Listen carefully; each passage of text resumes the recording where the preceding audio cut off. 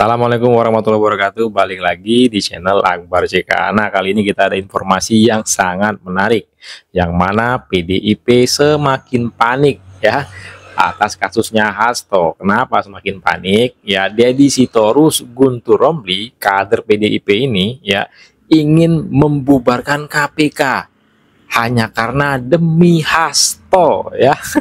Ini ada videonya Deddy Sitorus, Guntur Romli, dan Ray Rangkuti. Dalam percakapannya mereka ini ya itu tadi ya ingin membubarkan KPK hanya karena kasusnya Hasto, hanya karena Hasto ditahan oleh KPK. Emang mereka ini siapa?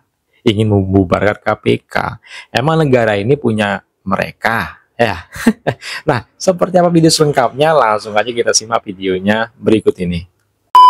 Putusan pra peradilan Mas Hasto yang pertama itu kan alasan hakim untuk tidak dapat menerima bukan menolak ya gugatan itu karena gugatan itu memasukkan dua buah sprindik ya dalam satu gugatan. Nah, tetapi kemarin KPK melimpahkan berkas Mas Hasto itu dalam satu berkas, satu dakwaan, mengadili dua sprindik itu, gitu ya. Dalam satu dakwaan. Ada hal yang tidak konsisten nih dalam penegakan hukum. Kembali ke KPK, Bang. Kalau menurut saya, ini sudah waktunya kita harus bubarkan KPK yang sekarang.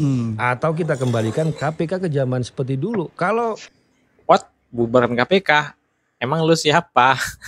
Guntur. Masih seperti sekarang ya, alat politik. Bicara kemarin saya ngomong apa? Karena sebelum ini dipimpin oleh orang yang namanya Firly, nyebut Firly, saya bilang, emang apa bedanya Firly dengan Setio? Sama-sama bintang 3 polisi aktif, ngomong soal parcoknya. Lah memang sekarang itu bukan parcok di Kuningan KPK, memang dari komisionernya dari Setio, kemudian dari direktur penindakan, deputinya sampai penyidiknya kan sama aja bilang. Kalau selama ini menjadi alat politik ya sekarang juga menjadi alat politik. Dan dari dulu kan politik hukum kan. Ini kita bicara kalau masih KPK seperti sekarang, menurut saya sudah waktunya bubarin KPK ya, atau kembalikan ke KPK seperti zaman dulu. Nah, ini yang dulu Bu Mega kan pidato bahwa mungkin apakah tidak lebih baik KPK dibubarkan. Kalau dibubarkan besoknya saya langsung bentuk yang baru, yang lebih bersih dan lebih kuat, kira-kira seperti itu. Udah sedikit nih. Anjay. Sok mereka yang paling bersih ya, luar biasa PDIP ini ya. Udah makin redup, tambah lagi dibikin nyungsep sama kader-kadernya ini ya. Dagelan. Jangan-jangan bener ada. Jangan-jangan ya kan. Tapi yang mana dulu dan kapan? Saya khawatir jangan-jangan ada kaitan dengan politik yang membuat 2020 nggak naik penyidikan.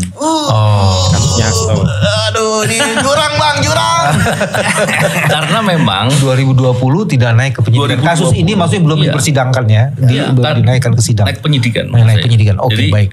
Jadi ketika bicara terkait dengan kasus Harun Masiku, suap yang di OTT itu waktu itu, kan sebetulnya penyidik waktu itu membincangkan dalam forum expose yang dibincangkan bukan hanya kasus Harun Masiku, tapi juga kaitan dengan Hasto. Itu sudah dibicarakan 2020.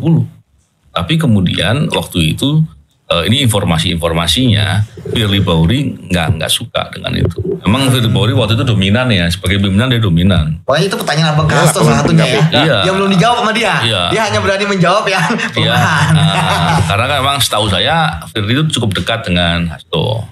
Setahu saya dari cerita-cerita. Jadi kalau dibilang politik, jangan-jangan faktor politik juga yang membuat Firly Bahuri kemudian tidak menaikkan saat itu. Tapi ketika faktanya jelas, faktanya ada, buktinya ada, sekarang naik, itu bilang itu politik. Lah sekarang yang politik yang mana nih? 2020 apa yang 2025 nih?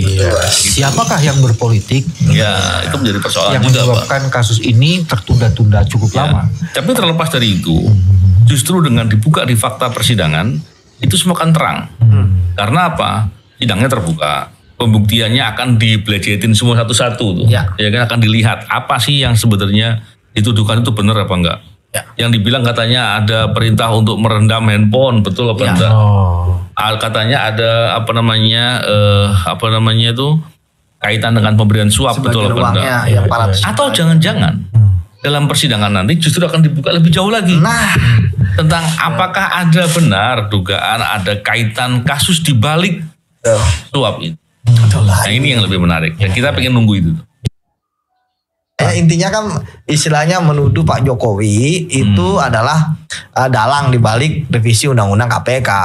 Padahal kita tahu ya terlibat juga semua gitu semua. Kan, nggak usah cuci tangan lah. Iya. Artinya bukan hanya Pak Jokowi. Iya kan. Nah kembali lagi kepada permasalahan Hasto ini kan, ya saya pikir kemarin kan juga diserang kenapa penyidik buru-buru gitu kan melimpah. Ya saya pikir nggak ada yang namanya buru-buru ya. Kalau buru-buru kan malah merugikan penyidik. Ya buru-buru malah merugikan jaksa penuntut umum yang akan bersidang. Ya buru-buru malah menguntungkan Hasto. Wah ini berkasnya belum lengkap, ini berkasnya banyak bolongnya. Ya kan kenapa sih? Ini kan tadi walaupun ketika tuduhan-tuduhan ke penyidik ya. Emang oke lah, penyidik begini-gini. Tetapi ingat penyidik kan juga ada yang mensupervisi, itu jaksa. Kan penyidik nggak bertarung di pengadilan. Ya jaksa itu kan bukan sekedar dia hanya menerima makanan jadi ya. Tapi kan kalau di KPK kita tahu sendiri dari awal dia sudah memberikan petunjuk-petunjuk ya, sudah koordinasi dengan penyidik ya. Apa aja yang bolong-bolong. Sehingga kemudian ketika jaksa mengatakan ini sudah lengkap. Ini ex penyidik KPK juga nih ya. Sama kayak Nopel. Dan mereka siap untuk menyidangkan, artinya bukti-bukti sudah kuat, unsur-unsur semua sudah terpenuhi dan yakin ya untuk bertarung di sidang. Karena bagi saya kalau memang Hasto berani ya bertarungnya di sidang gitu kan. Dan tadi sudah dikatakan menambah jumlah pengacara kan nggak masalah. Jokowi menyampaikan ada sekitar 9 orang dari PDI Perjuangan yang menjadi target dari pihak kepolisian dan KPK. Saya itu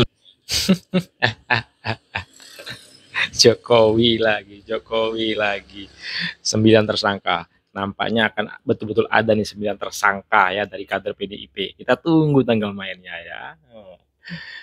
Sudah diem loh ya.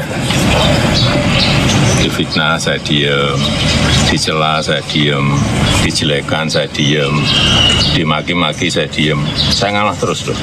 Tapi ada batasnya. PDI Perjuangan tidak sedang membela koruptor. Kasus Mas Hasto jelas adalah kasus politisasi hukum, kriminalisasi jahat. Belum pernah. Dari mana lah kriminalisasi ya?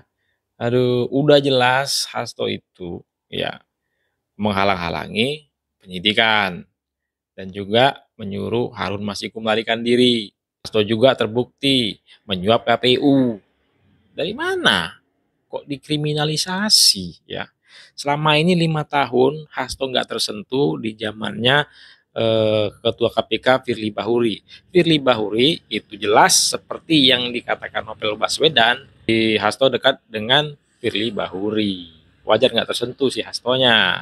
Nah, kok bisa-bisa dibilang dikriminalisasi? Padahal udah terbukti. Karena Pak Jokowi itu segeram ini gitu. Reaksinya begini gitu ya? Reaksinya seperti ini gitu. Ini berarti ya sudah klimaksnya gitu loh. Karena sepengetahuan saya tidak ada yang namanya presiden ini diuak-uak ya, dicaci maki lah, dihina dan sebagainya itu seperti mantan Presiden Jokowi ini gitu loh. Dan ini sampai sekarang pun masih seperti itu ya. Ya kalau kita lihat pernyataan-pernyataan yang dilontarkan oleh saudara Deddy Sitorus itu tanggal 14 Desember ada yang datang utusan khusus dan kemudian sudah dijawab oleh Pak Jokowi, siapa itu? Tolong dibuka gitu loh. Ini selalu membuat suatu kegaduhan di negeri ini. Apakah ini mau pengalihan isu dari sekjen beliau yang sekarang menjadi menghadapi pengadilan, Mas Hasto itu gitu loh. Sekarang kan dia bukan presiden lagi.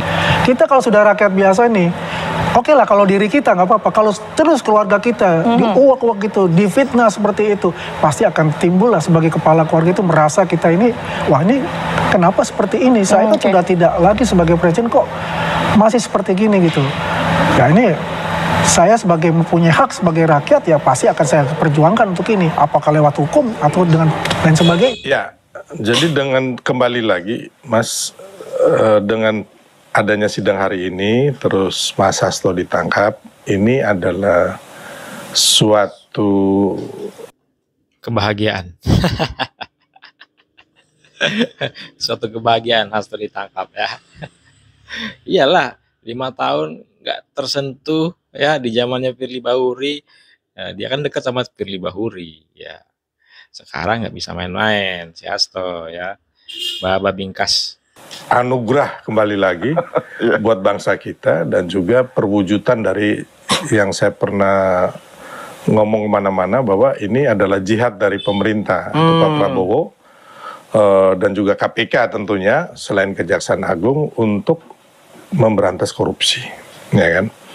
Dan di sini kita lihat bahwa dengan ditolaknya gugatan pra peradilan Hasto dari yang pertama sampai yang kedua ini, bahwa benar-benar kemarin apa yang mereka lakukan dengan membuat framing, terus demo, terus bikin gerakan-gerakan seolah ada kriminalisasi atau politisasi dari kasus Hasto ini adalah tidak benar, termasuk video-video yang disimpan di Rusia itu kan Mas, yang sampai hari ini liris-liris, ya kan, nggak rilis-rilis. Kayaknya saya udah malas Mas gitu, Mas juga kayaknya udah malas kan nunggu ya, kan. Soalnya kan Bu Kony tampil lagi di acaranya Akbar Faisal kan, jadi lah ini kok masih mengklaim apa punya dokumen-dokumen, jadi padahal orang udah nunggu-nunggu mana. Udah nggak ada, kita udah jadinya kan sebel jadinya gitu loh, udah nggak surprise lagi gitu. Jadi memang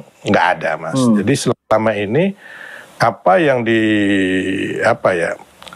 diopinikan sama terus difitnah oleh teman-teman Partai Merah, ya kan, itu kan nggak benar semua Mas gitu loh. Dan kita lihat kedepannya biar aja masyarakat menilai dengan pengadilan yang ini tentunya pengadilan terbuka. Kita bisa melihat dan saya yakin bahwa pihak KPK sudah memiliki cukup banyak bukti sehingga bisa menjerat saudara Hasto ini. Silakan ketik komentar kalian di kolom komentar terkait video yang udah kita tampilkan tadi ya. Sebelum saya akhiri, jangan lupa like dan subscribe agar tidak ketinggalan informasi dan notifikasi dari channel ini. Saya Akbar CK. Assalamualaikum warahmatullahi wabarakatuh. Salam sehat selalu. Bye-bye.